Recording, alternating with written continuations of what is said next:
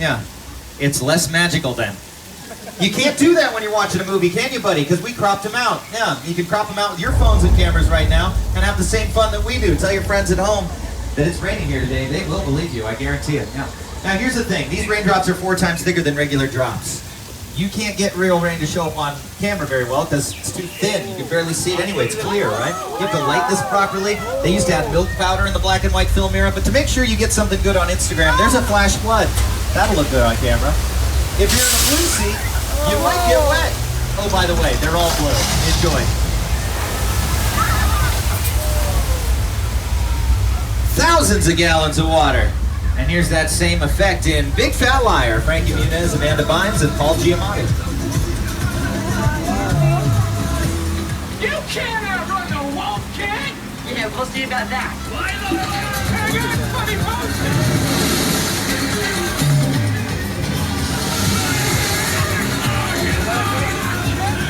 We're heading through the drier part of Old Mexico. This is where they shot Three Amigos, Steve Martin, Chevy Chase, and Martin Short. Nacho Libre with Jack Black shot out here too. Nacho! Some Arrested Development, some Westworld Season 1, but now we're gonna cross the border into Six Points, Texas, one of the most classic sets on the Universal lot. All these Western stars have moseyed down these streets at one time or another. Classics like Desperate Rides Again. Jimmy Stewart. I can add big names to this list. Leonardo DiCaprio and Brad Pitt. Once Upon a Time in Hollywood. The 9th Quentin Tarantino fan just... Oh, I should ask for you Tarantino fans. His 9th film just came out this summer. Amazing performances by Leonardo DiCaprio and Brad Pitt. I bet less than 10 of you have seen it. Let's see. Hands way up in the air if you saw Once Upon a Time in Hollywood. Film buffs, let me see you. I see you in the 2nd car. Anybody? I see you in the 3rd car. All right, there might be somebody 4th car. Okay, well... Applause to you guys. You saw the best, most original film by the greatest filmmaker that came out this summer. The rest of you, if you saw Lion King, you're breaking my heart, okay? We already saw that one, remember? Go see great original films by filmmakers that are renowned, yeah? It'll never be a waste of your time. It's original, and if you want to see original films in theaters, you have to go see them. Otherwise, we won't make them, all right? We'll keep making the same movies. Think about it the next time you're going to buy that movie ticket, and I'll get off my soapbox, okay? Folks, we're halfway through our tour. If you need anything, reach up, pull that cord, and remain seated. Oscar's gonna drive us from one classic set to another. These Western sets have been seen quite a bit. In fact, there's a new movie, Harrison Ford, Call of the Wild, that just used these sets based on the classic book. But this is Park Lake out ahead of us and soon to your left-hand side. It was used in Creature of the Black Lagoon, classic monster movie. Shot in the 50s, but the monster movie actually got its start in the 1930s, the Great Depression. It was a tough time for everybody, our company included, right?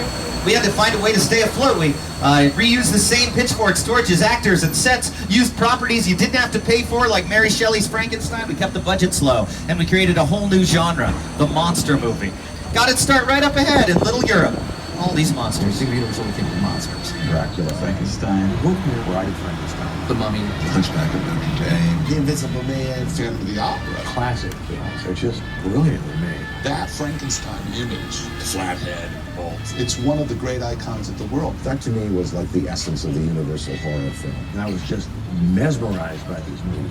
Boris Karloff, Lon Chaney. I remember the original Universal Studios Mummy movie really scaring me. They still ring in our memories now, and we love them. That they do. Dracula, Frankenstein, The Invisible Man. Oh my goodness, there he is right there, The Invisible Man. Wow, you almost never see him. Almost never. They got an Invisible Man movie coming to theaters February 28th of this next year. That's exciting. Elizabeth Moss to star. Folks, we're in Little Europe, but I hope you know it better as The Good Place. You, Eleanor Shellstrom, are dead. Cool. This location, the afterlife, come on. I've never ever seen this. You're in the good place. I'm not supposed to be here. I can't risk going to the bad place. Maybe it's not all that bad. How can I help you? What is the bad place like?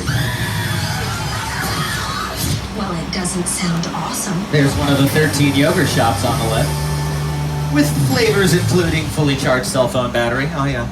This is a hilarious show. If you have not watched The Good Place yet, check it out. The first 3 seasons are on Netflix, and you all got Netflix, I know it.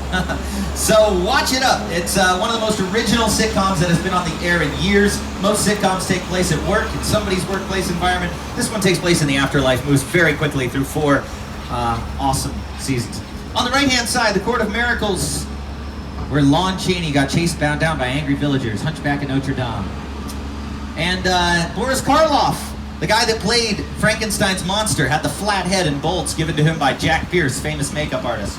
Boris Karloff voiced the original Grinch cartoon that came out. Did you know that? And he had to wear a bag over his head when he was on the set of Frankenstein because he scared the cast and crew that much. He could only take it off when he was being filmed. And when it came to theaters, there were literally ambulances stationed outside those movie theaters because people were fainting in their seats seeing Frankenstein's monster for the first time. We're still a monster movie studio today.